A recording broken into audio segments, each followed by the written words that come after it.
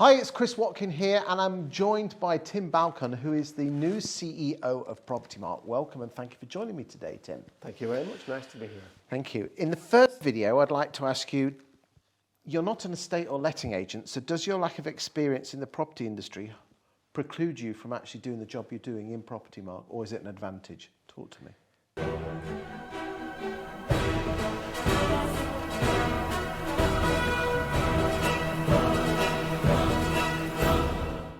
Well, let's be clear what PropertyMark is, shall we? It's a professional body for members. It's a membership body. So I'm now approaching my 21st year as a chief executive of leading membership bodies dealing with professional standards. So I started in the gas industry, so that was a new body. So we grew that from 400,000 to 8 million in 3 years and established both professional and technical standards, which actually led on to what's now the Gas Safe Register. That then went on to gas and water. The water industry liked what we did, so the water industry was actually a new industry for me. So I had the same question. Okay. Still in pipes though, wasn't it? But it was still in pipes. Well, that broadened. Oh, and estate agents have pipelines as well. There you go. Pipes and wires. A long time I was in pipes and wires. And actually what happened then is the industry wanted a utility-wide professional body, one that will look at professional standards. So I become chief executive of energy and utility skills. So that looked at gas, water, electricity and waste management. And all of those sectors said, I'm not from your sector. And I did that for 10 years and we did some brilliant stuff. So the 25 of us, similar bodies, only 2 got the outstanding award from the National Audit Office when we were audited, and we were one of those, and we left them in a very good shape. The last job I did was in the environment, which again was new to me, and we transformed what was a slowly declining body into a really important centrepiece for members.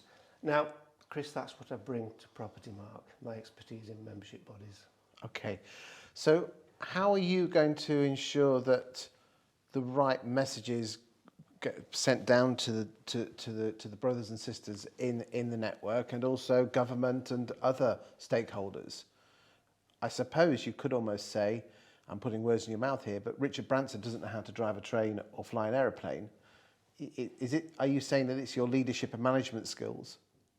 And I have spoken to a number of PropertyMark board members who've said they've taken to you very well. Let's be honest, one of the reasons you're sat here is to show the world who you are, isn't it? It is, but I'm surrounded by 17,500 experts in property industry, you know, and leading a body like this, it's a matter of harvesting their expertise, and if we do that effectively, it means we have a stronger voice. We can go to government, and let's be honest, PropertyMark has a good track record with government prior to my arrival, anyway. But it's really important that those members feel that they are central to how PropertyMark develops. And I'm pretty good at listening to people with expertise, and we can harvest that and then translate that into something I think would add value to them. Why did you join PropertyMark? Challenge. I think it's there's a few things really. It's key in the economy. It's really important, and I think it's underplayed in terms of its role, both in the economy, but both in society and the communities as well. You know, any local community has agencies. And I think that's slightly underplayed. It looked like it was a body that was still in a developing period, and that's exactly, you know, everybody was saying that, coming together of various bodies into one. And I just thought we can really do something with PropertyMark, and I was able to convince the board that I was the right person. Well, that's what you like.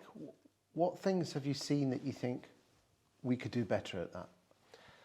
And that's not criticising the old guard. No, so everything's a development. So the Wright brothers didn't invent a jumbo jet, for example. So it's, you know, it's got to a point where its previous organisations have a fabulous legacy and history, but it's now about moving it forward.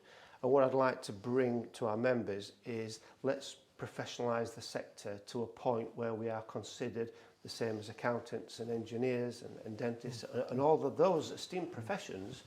And that's what we need to do. That's what I'm trying to do. It's interesting you use the word profession. And if you roll the clock back 30 years, we used to be considered a profession, but now we're considered an industry. It's your hope to take us back to a profession. It is a profession. Good stuff. What I'd like to do in the up and coming videos is to ask whether PropertyMark is a trade organisation or a consumer body regulator, why the take up of especially NNEA is particularly poor amongst estate agents, not so bad in letting agents, and why don't people actually ask for an ALA member or a National Association of Estate Agent member or a PropertyMark member. So in those videos, which will be on my YouTube channel, I'd like to ask those questions. Is that okay? I very much look forward to answering those, Chris. Thank you. Thank you.